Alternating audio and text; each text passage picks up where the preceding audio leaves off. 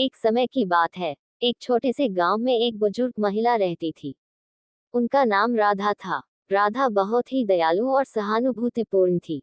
वह बहुत गरीब थी, लेकिन उनकी गरीबी उनके स्नेह और दया को कभी कम नहीं कर सकी। राधा का एक ही बेटा था जिसका नाम रामू था।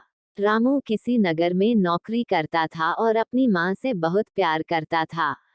रामू हर महीने अपनी माँ के पास आता था, उसे पैसे देता था और फिर वापस शहर चला जाता था। लेकिन एक महीने रामू नहीं आया। फिर दूसरे महीने भी वह नहीं आया। राधा को बहुत चिंता हुई। उसने सोचा कि उसके पास पैसे तो हैं, लेकिन उसके बेटे का ख्याल उसे चैन नहीं आने दे रहा था। वह रोज बेटे का इंतजार करती, लेकिन रामू नहीं आया।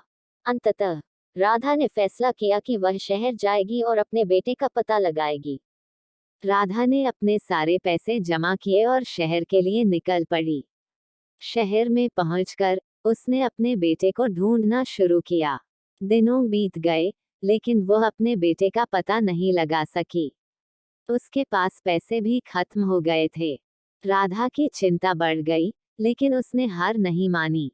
एक दिन वो एक दुकान के सामने बैठी थी और रो रही थी। दुकानदार ने उसे देखा और उसके दुख का कारण पूछा। राधा ने अपनी कहानी सुनाई। दुकानदार ने उसे अपने बेटे के बारे में बताया। रामू ने एक हादसे में अपनी जान गंवाई थी। राधा ये सुनकर तोड़ गई। उसने अपने बेटे के नाम की मिट्टी अपने हाथों से चूमी। उसकी आंखों में आंसू थे, लेकिन उसके मन में एक आशा थी। उसने अपने बेटे को खोने के डैक को स्वीकार किया और अपने गांव लौटने का फैसला किया। राधा की कहानी हमें ये सिखाती है कि जीवन में कठिनाइयां आएंगी, लेकिन हमें कभी हार नहीं माननी चाहिए। उसकी कहानी हमें दया, सहानुभूति और प्यार की शक्ति के बारे में भी याद दिलाती है।